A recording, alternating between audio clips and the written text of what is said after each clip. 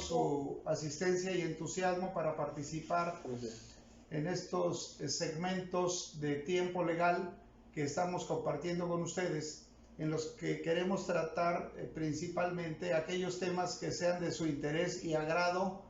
No olviden ponernos sus sugerencias en el chat o en las redes sociales, que les estaremos también compartiendo para estar tratando más adelante esos temas precisamente que sean del interés de ustedes en materia laboral y en materia de recursos humanos. Tenemos, por supuesto, muchos temas para esta época. Aprovecharemos este medio de comunicación. Estamos muy contentos con la participación que hemos tenido, tanto en el segmento anterior como en este.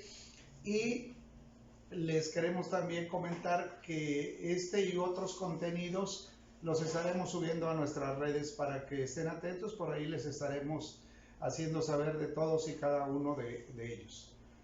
En particular, el día de hoy tenemos un tema que resulta muy interesante y resulta también de mucha actualidad en una parte, y en otra nos permite refrescar o repasar algunos contenidos obligacionales que de repente dejamos perdidos o dejamos olvidados. Que de repente tenemos olvidados algunos aspectos. Y es muy oportuno ahorita, sobre todo con los fenómenos que estamos viviendo derivados del tema del COVID-19, que vale la pena repasarlos. Recuerdo el año pasado, por allá por octubre y antes de octubre del año pasado, pues había una euforia muy grande para tratar los temas relacionados con la norma 35, y entonces veían ustedes el tema de la norma que iba de un lado para otro. Se saturó, puedo decirlo así, se saturó el mercado de ofertas de implementación de la norma, y todo el mundo la trajo como novedad, que ciertamente lo era, pero nos olvidábamos de su interrelación o de su interconexión con otras normas. Todo el mundo andaba con el rollo de, bueno, ¿cómo lo implemento? Oye, pero ¿cómo lo vas a implementar si no tienes resueltos otros temas normativos que también eran muy necesarios para que esta tuviera plena eficacia y aplicación? Bueno, pues de eso estaremos hablando el día de hoy, y de cómo ese nivel de interconexión normativa, ahorita que hablamos mucho de la conectividad, bueno, pues hablaremos particularmente de la conectividad legal y de la conectividad normativa, es decir, cómo un concepto, figura o un componente que encuentren ustedes en la ley, en algún reglamento o en alguna norma, se conecta con el de otra, de tal forma que no podemos verlo esto en forma aislada. Es muy importante considerar este aspecto, porque si yo, por ejemplo, como ocurrió en esa euforia del año pasado, fines del año pasado, de la norma 35, si yo me quiero enfocar únicamente en cómo cumplo esta norma, olvidándome de que hay otras que están vinculadas a esta, seguramente mi rango de aplicación o mi rango de cumplimiento va a tener muchas fallas. Entonces, el día de hoy trataremos acerca de este tema de manera particular. Para esto, en la presentación verán ustedes cuál es la normatividad aplicable a este tema de las normas oficiales mexicanas asociadas o relacionadas con esto del COVID. Y para esto les refiero que encontraremos como normatividad aplicable principalmente la Ley Federal del Trabajo, y por el tema de la contingencia o emergencia sanitaria, la Ley General de Salud. Asimismo, encontraremos elementos muy puntuales en el Reglamento Federal de Seguridad y Salud en el Trabajo, Por ahí en la presentación aparece la fecha de su publicación, por si alguien quisiera hacer consulta del documento de manera más completa, pues en el sitio de internet del Diario Oficial de la Federación podrían llegar a consultarlo de manera directa. Rige también para estos efectos el Reglamento General de Inspección del Trabajo y de aplicación de sanciones, y particularmente para los efectos de esta charla la norma 019, que trata el tema de la integración y funcionamiento y organización de las comisiones mixtas de seguridad e higiene. La norma 030, que trata el tema de los servicios preventivos de seguridad y salud en el trabajo, y la norma 035 sobre los factores de riesgo psicosocial en el trabajo, su identificación, análisis y prevención.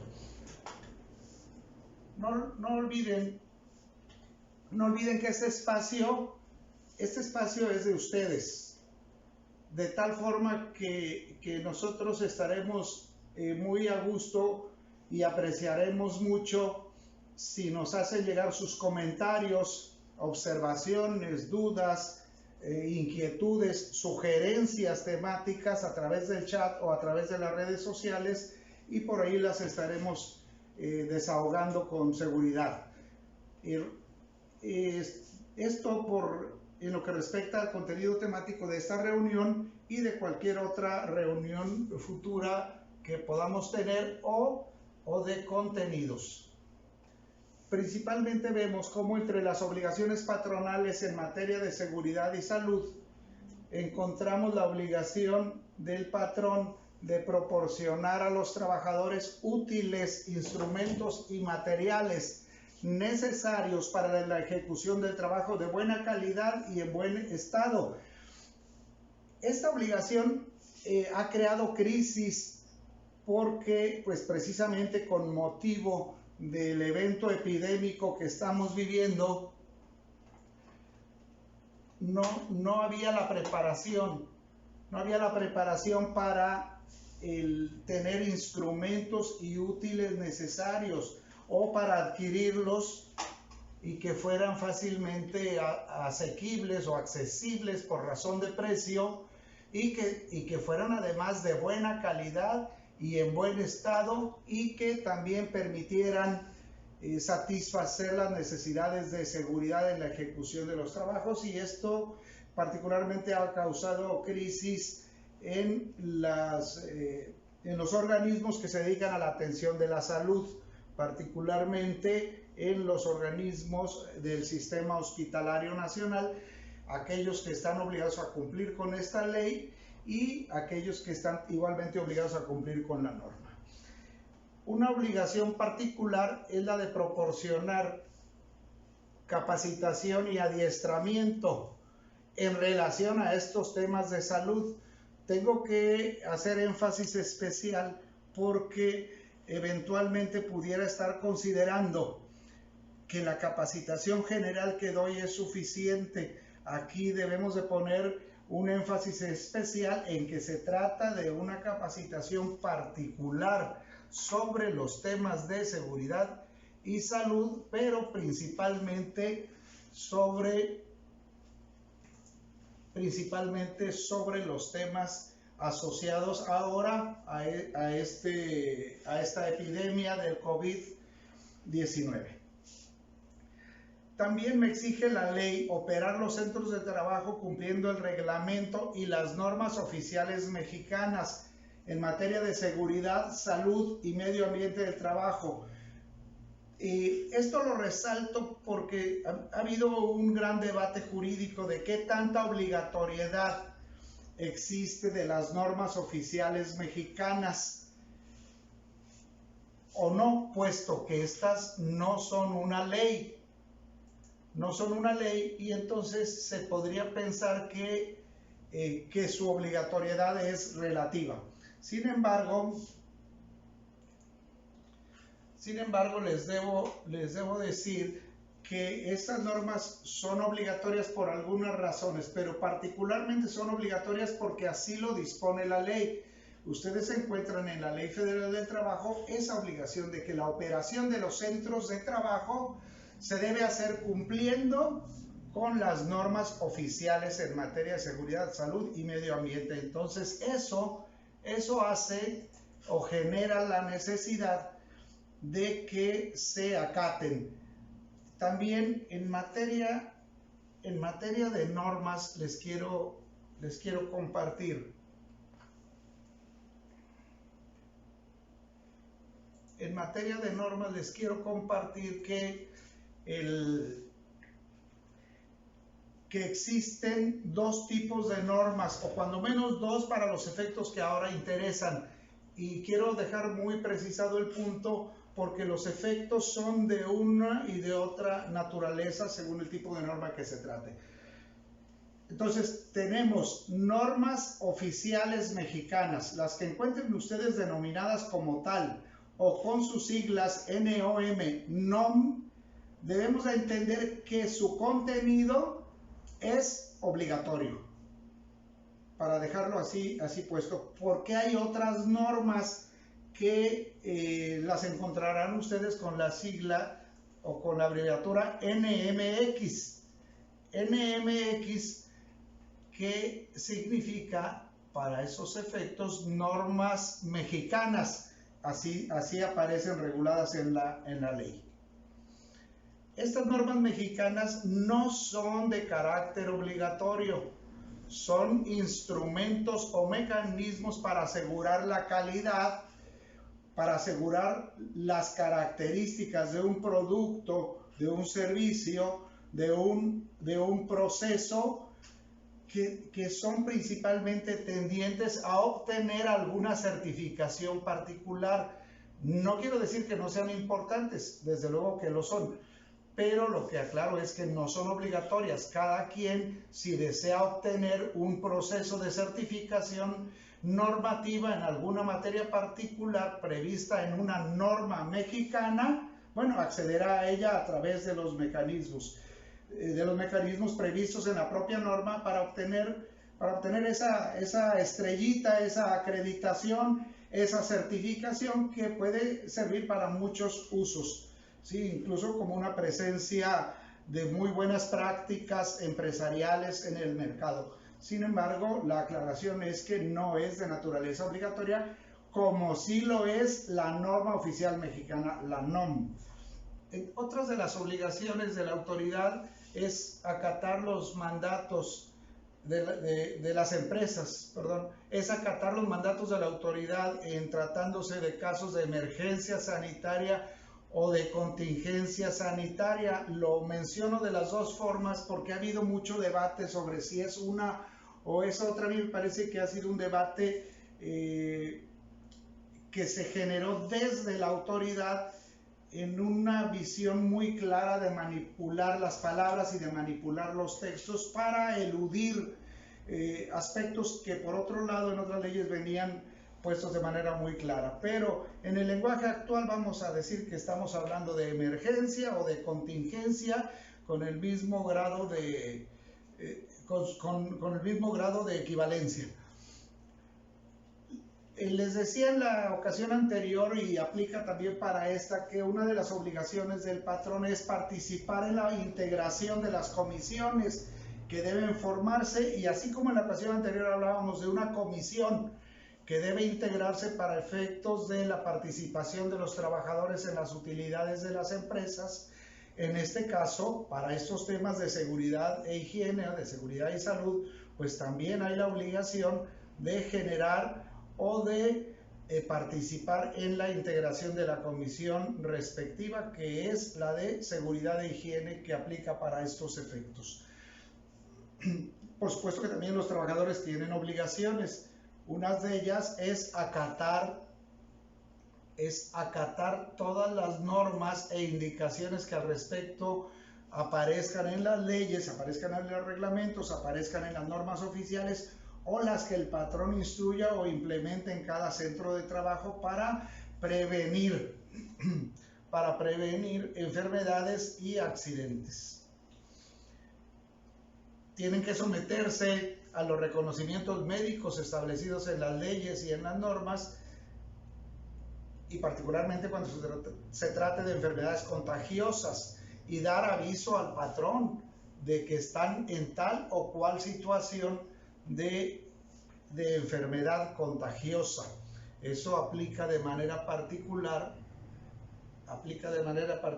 para el periodo que estamos viviendo. En particular les decía cómo esta interconexión que se da entre los elementos o entre unos elementos normativos y otros es muy importante que la tengamos en cuenta. Y les decía esto de la norma 35 y de la euforia en su promoción, y me tocó verlo de manera particular en muchas consultas o intervenciones con clientes preocupados por la implementación de esta norma. Y entonces la pregunta clave, porque la verdad es que seguramente ustedes lo recordarán, luego pasó un poco de moda y seguramente vaya a volver a venirse la euforia ahora que entre en vigor en su totalidad. Recuerden que entraba en vigor en octubre del 2019 una parte, y otra parte entrará en vigor ahora en octubre del 2020. Y la primera pregunta es, oye, ¿y en tu centro de trabajo tienes comisión mixta de seguridad e higiene? No, pues no tenemos. ¿O tienes y se cumple su funcionamiento? No, no se tenía la respuesta a esta pregunta u otras preguntas relacionadas con la norma 030. Entonces, esto hace necesaria la idea de la interconexión entre una y otra.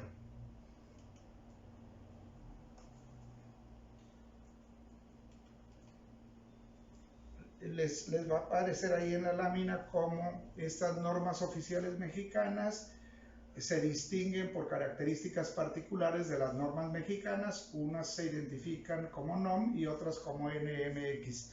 También aprovecho para comentarles que esta normalización o medición y la definición de las normas aparece en otra ley que es importante tenerla en foco, que es la Ley Federal sobre Metrología y Normalización, de la que aprovecho para comentarles que hay un proyecto en el Senado de la República, hay una iniciativa para abrogar esta ley. Hay que estar muy atentos porque de repente todo el sistema normativo nacional podría cambiar, y cuando hablamos del sistema normativo estamos hablando de un universo amplísimo de regulación legal, de regulación obligatoria. Entonces esto podría cambiar si eventualmente tuviéramos la abrogación de esta ley.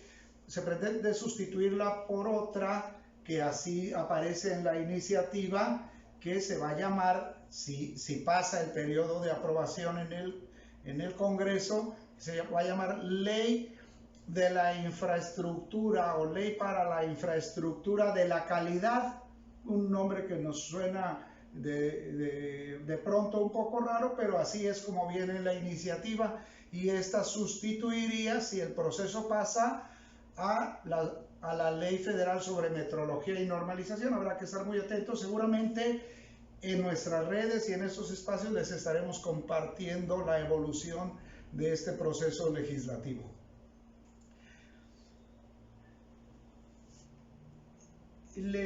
Sobre la interconexión que se da o que se produce en las normas entre sí,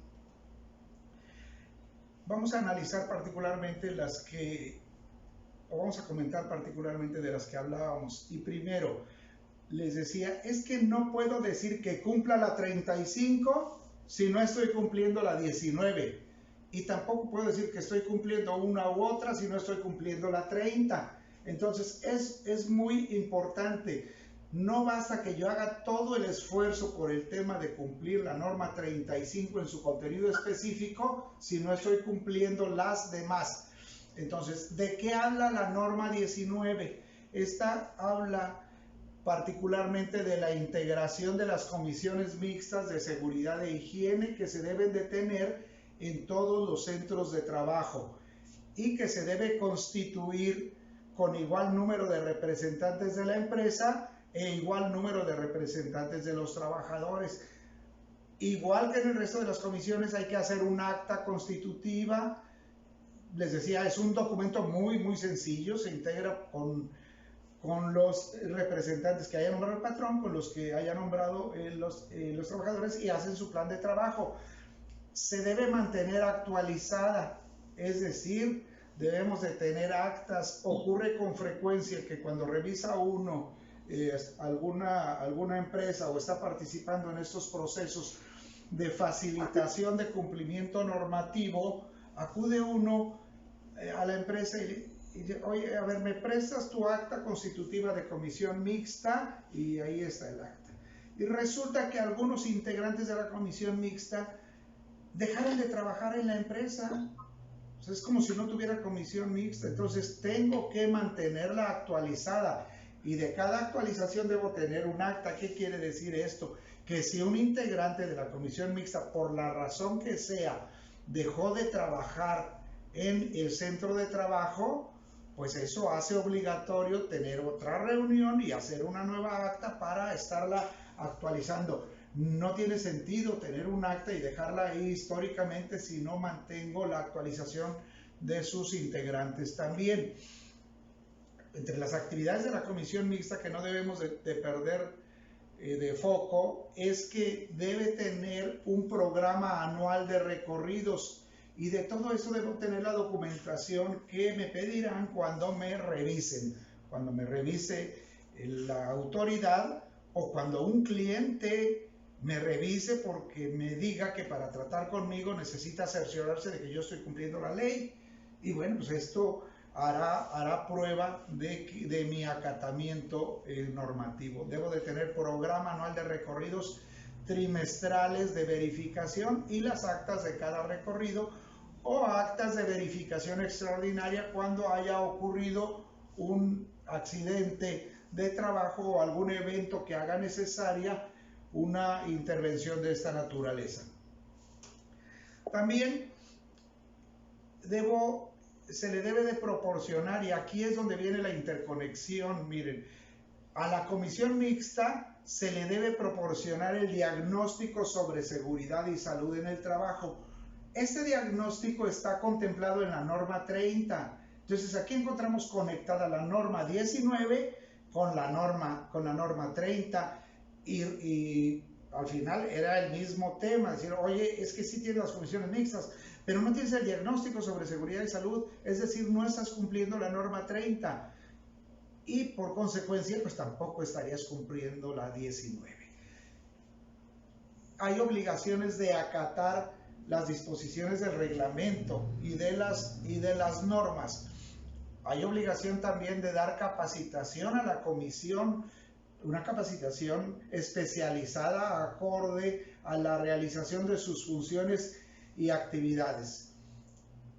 Y hay un elemento que quiero también destacar para el patrón, y es que la comisión no es un ente más, no es un ente que esté, como dicen ahora, que esté de florero, que esté como un elemento decorativo. No, la comisión mixta de seguridad e higiene tiene un rol particularmente importante, porque en estos procesos o visitas o recorridos de verificación va a estar atendiendo cuáles son los elementos que se pueden o se deben modificar para proporcionar mejores condiciones de seguridad y salud en la realización de los trabajos.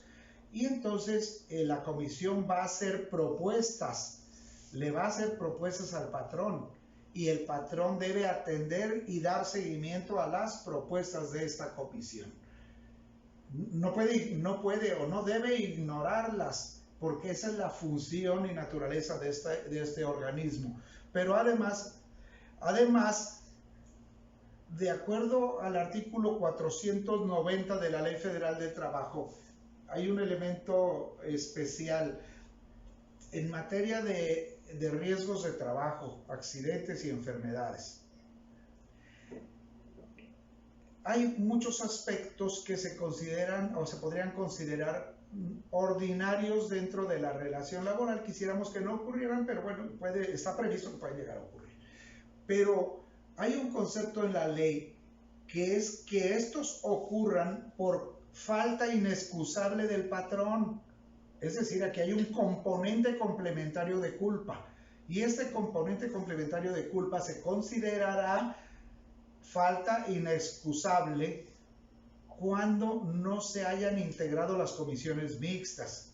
Cuando habiendo comisiones mixtas, habiendo hecho recorridos y habiendo hecho propuestas, el patrón no haya tomado en cuenta esas propuestas, haya ignorado las recomendaciones de la comisión, en esos casos se considerará que hay falta inexcusable y se podría incrementar el nivel de las indemnizaciones que correspondan por la ocurrencia de enfermedades o de accidentes. Se podrá aumentar hasta en un 25% más, pero además podría traer consigo la aplicación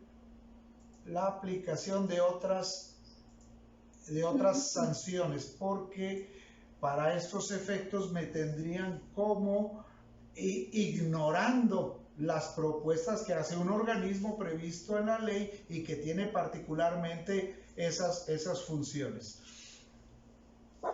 En la norma 030 ya vimos que está conectada con la 019. En la norma 030 está previsto que se designe a un responsable de seguridad y salud. Este responsable de seguridad y salud puede ser responsable de muchos otros aspectos. Nosotros normalmente recomendamos que el mismo responsable que lo es para los temas de seguridad y salud, pues también lo sea para los temas de implementación de la política de factores de riesgo psicosocial, para no tener un responsable para cada cosa si finalmente está asociado a los temas. Y aquí hay un aspecto importante de la vida cotidiana de las empresas que les comparto, y que eso desgraciadamente produce una desarticulación entre la actividad de unos y otros. Miren, cuando vemos norma 35, en muchas empresas no está muy claro a quién le va a tocar, si le va a tocar al área de recursos humanos, si le va a tocar al área de seguridad y salud, si le va a tocar al área de seguridad industrial, o si tocándole a uno no tiene adecuada comunicación con el otro, o hay fricciones, o ese celo competencial al interior de las empresas. Bueno, eso lo debemos de evitar, porque finalmente la interconexión de las normas hace necesaria la interconexión de las áreas para aquellos elementos o aspectos que les son comunes. Entonces, ¿debe haber un responsable de seguridad y salud? Sí. Ese podría ser responsable de muchas otras cosas. Sí, así como requiero responsable para la política de prevención de factores de riesgo psicosocial, o un responsable en materia de protección de datos personales. Para no llenarnos de tantos responsables, bueno, a la misma persona le puedo asignar esas funciones y jugará muy diferentes roles. Y entonces buscaré que las áreas de la empresa involucradas estén participando en todas estas actividades que prevén las normas. También uno de los componentes de la norma 030 es la elaboración de un diagnóstico integral y propuesto de seguridad y salud en el trabajo. Esto es el elemento clave. A partir de aquí se desencadena todo lo demás. Lo primero que tengo que hacer es ese estudio, ese diagnóstico. ¿Cómo está mi organización en materia de seguridad y salud? Y luego, con base en este diagnóstico, elaborar un programa también de seguridad y salud. Esta norma, que es del 2009, por ahí ya vimos la fecha de publicación en el Diario Oficial de la Federación. Esta norma en particular, y cuando digo del 2009, lo digo de manera especial por un tema que les comento enseguida. Acuérdense que en abril-mayo del 2019 tuvimos el fenómeno de tipo sanitario también, del virus de la influenza que también produjo la suspensión de actividades laborales, pero por un corto plazo, y dejó algunas enseñanzas mal aterrizadas en la ley y en las normas, pero bueno, finalmente ahí las dejó. Y lo comento porque en diciembre, por allá a fines del 2009, que se emite o se publica en el Diario Oficial de la Federación la norma 030, se empieza a hablar ya de los temas de las contingencias sanitarias. Entonces, ahorita hay mucha consulta sobre este tema. Oye, ¿cómo juega esto alrededor de una posible inspección de la autoridad al centro de trabajo? Bueno, pues juega de manera especial porque la norma, lo primero que van a revisar es esta norma, ¿eh? Me van a preguntar sobre esta norma el inspector. Y la norma particularmente establece que se debe incorporar en el programa de seguridad y salud las contingencias para la atención de, las acciones para la atención de emergencias y contingencias sanitarias. Entonces, ¿qué tengo que hacer? Bueno, pues tengo que irme, primero tengo que ver si tengo el programa o no de seguridad y salud. Si no lo tengo, pues es peor. Pero luego, si lo tengo que identificar si en ese programa estoy incluyendo o incorporando las acciones para la atención de contingencias y emergencias que se dispuso desde el año 2009. Encontrando o detectando estas características, bueno, puedo estar pasando a otros aspectos. Y en esta norma también se habla del acatamiento a los reglamentos, a las disposiciones que en esta materia de seguridad y salud y medio ambiente se implanten en las empresas, las obligaciones de los trabajadores también de proporcionar la información sobre si están o no están en alguna característica de tener alguna enfermedad contagiosa.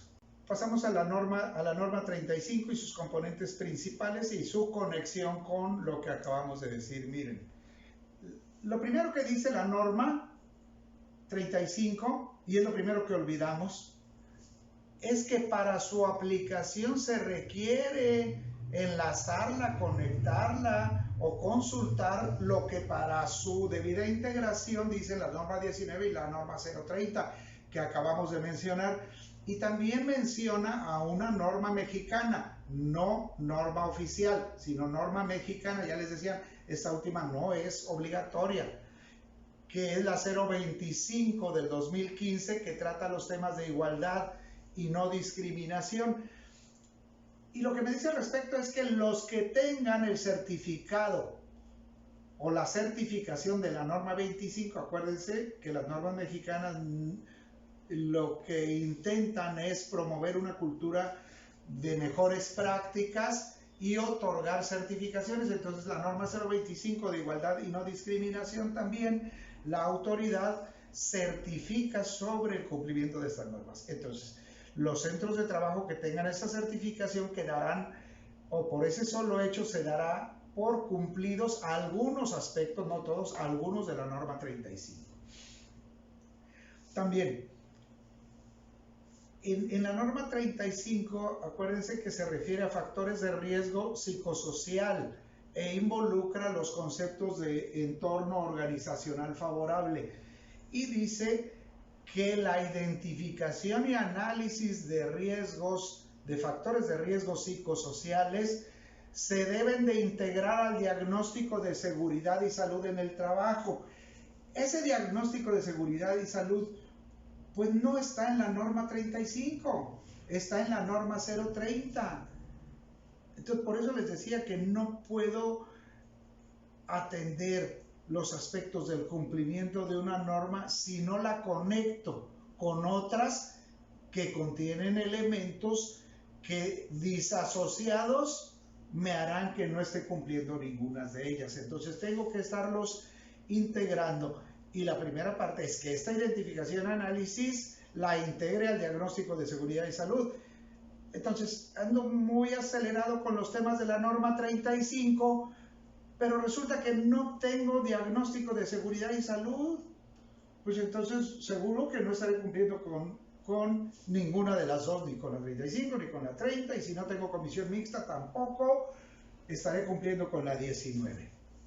Luego, también cómo enlaza o empata la norma 35 con la 19 que se refiere a las comisiones mixtas. Bueno, porque en particular se dice que los informes y denuncias sobre prácticas opuestas al entorno organizacional favorable, es decir, hay quejas y hay denuncias como un elemento de la norma 35, pues deben utilizarse a través de los mecanismos puestos por el patrón o puestos por la Comisión de Seguridad e Higiene. Entonces, si quiero cumplir esto, deberé de tener la Comisión de Seguridad para estos efectos.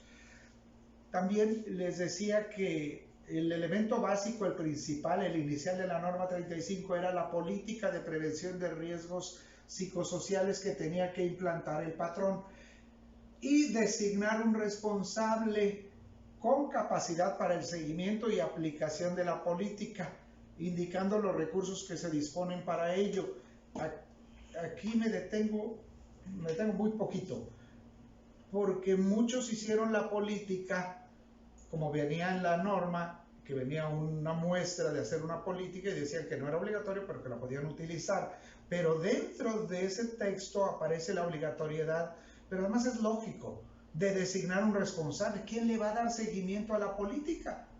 Pues es algo que es importante definir en la propia política y establecer que será o una persona determinada o el titular de una área determinada de la empresa el que atienda el seguimiento de todos estos aspectos de política de prevención de riesgos psicosociales.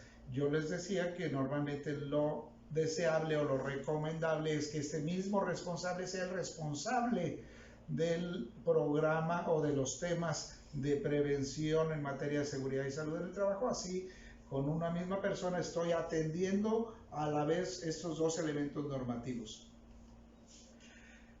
A ver, el anterior. También, con esto para ir concluyendo este tema de la charla, miren, una de las obligaciones de la norma 35 es de las identificaciones para el patrón. Y esto es algo que ya está vigente, no es algo que vaya a regir a partir de octubre de 2020, no, empezó su vigencia en octubre del 2019.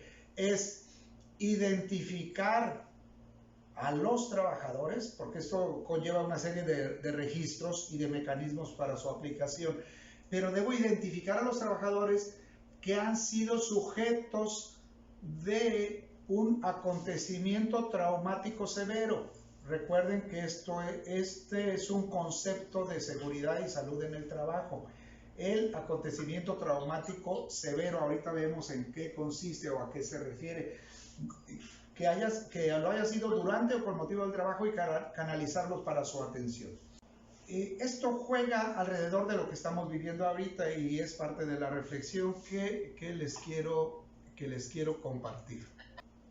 Les decía, entre las cosas que están vigentes ya, pues es la política, es el nombramiento del responsable de la política y es hacer los mecanismos de quejas y denuncias, un buzón que tiene que ver con las quejas por prácticas opuestas al entorno organizacional favorable o las denuncias por actos de violencia laboral. Y la obligación de llevar los documentos y registros que obliga la norma. Y en particular, en los temas de acontecimiento traumático severo, de repente puede sonar muy fuerte, pero es algo con el que se vive día a día en las relaciones laborales. Y dice la norma que esto ocurra durante o con motivo del trabajo. ¿Y qué tiene que ver esto con el COVID-19? Bueno, esta es parte de la reflexión, ¿sí? Y parte de lo que habremos de estar en el día a día en este periodo analizando, porque puede ser objeto de algunos temas concretos en su aplicación en cada centro de trabajo. Miren, el acontecimiento traumático severo se caracteriza por un fallecimiento o por un peligro real para la integridad física. Y se caracteriza por un fallecimiento pues no se refiere al fallecimiento del trabajador, ¿no? Pero por un fallecimiento de alguien o por un peligro real que haya ocurrido durante o con motivo del trabajo. Y se explicaba, decían, bueno, es que un trabajador que está esperando el autobús para ir a su centro de trabajo y ahí en la caseta o sitio de espera del autobús ocurre algún evento delincuencial, ¿sí? Donde se vive o se presencia, imagínense, un secuestro o un homicidio o un accidente grave, pues este trabajador nuestro que estaba en trayecto, ¿sí? o que presencia este evento con motivo de su trabajo, pues le puede generar un trastorno de estrés postraumático, y así dice la norma para quien lo sufre o lo presencia. Entonces, el solo hecho de que un trabajador sea testigo de un evento que por supuesto a cualquiera podría inquietar, bueno, pues le podría producir este fenómeno, y entonces estamos ya en presencia de la aplicación de la norma 35 y debería de llevar ya la identificación y el registro de aquellos trabajadores que hayan sido o quedado expuestos a un acontecimiento traumático severo. Y entonces la gran interrogante que se podría dejar a la consideración, ¿se le podrá considerar al COVID-19 como un acontecimiento traumático severo? Y habrá muchas respuestas, por supuesto, pero yo creo que hay que analizarlo en esta perspectiva. Depende si esté asociado o no a algunos elementos, así dice la norma, que resulten con motivo del trabajo. Por supuesto que si tengo quien tiene un alto nivel de exposición con motivo del trabajo y ese nivel de exposición le genere angustia, le genere estrés postraumático, pues seguramente habrá que considerarlo su situación de salud física, ¿sí? Habría que considerarlo como un acontecimiento traumático severo, porque acuérdense, no se trata de que lo tenga, sino de que lo presencie, de que sienta que está a un alto nivel de exposición para considerarlo de esa manera. Esto hay que diferenciarlo del concepto general de enfermedad de trabajo. Ya ven que las primeras noticias del Seguro Social de hace un mes más o menos, pues decían que lo iban a considerar como tal, y empezaron a hacer la plataforma para que la gente pudiera, o los asegurados pudieran tener derecho a la declaratoria de incapacidad con motivo de esto, y ayer o antier salieron que siempre no, por declaración del director del Seguro Social, pero no hay que confundirlo con este tema. O sea, el COVID-19 puede ser, desde la perspectiva de la norma 35, considerado como un acontecimiento traumático severo. Pues una de las respuestas es, bueno, pues depende de qué tanta incidencia tenga o no, o de qué tanta relación tenga con su actividad laboral. Por supuesto que esto puede presentar una multiplicidad de ejemplos, desde alguien que para trasladarse a su trabajo necesita subirse a una unidad, a un autobús donde van 40 personas, donde no se respetan las normas elementales de sana distancia, donde el hacinamiento es muy grande, pues seguramente su inquietud y zozobra por la posible o por el aumento de riesgo de adquisición del virus, pues muy posiblemente pudiera traerlo en un estrés constante, por esa posibilidad que nos pudiera llevar a tratarlo como un caso de acontecimiento traumático severo. También los trabajadores de la salud, por supuesto, que podrían estar considerados en esta situación. No es nada más que la exposición, sino es la situación particular de cada quien, porque no todo el mundo vive o sufre o padece el estrés de la misma manera. Aquí será sujeto de esta figura de acontecimiento traumático severo, pues aquel que le genere una situación de ansiedad o de trastorno o de angustia o de estrés postraumático asociado a estos temas. Entonces aquí queda la gran pregunta. Y podrán tener ustedes muchas respuestas. Podrán tener ustedes muchas respuestas al respecto de esto. Y bueno, pues esa es la idea de esta charla. Les decía, este espacio es de ustedes.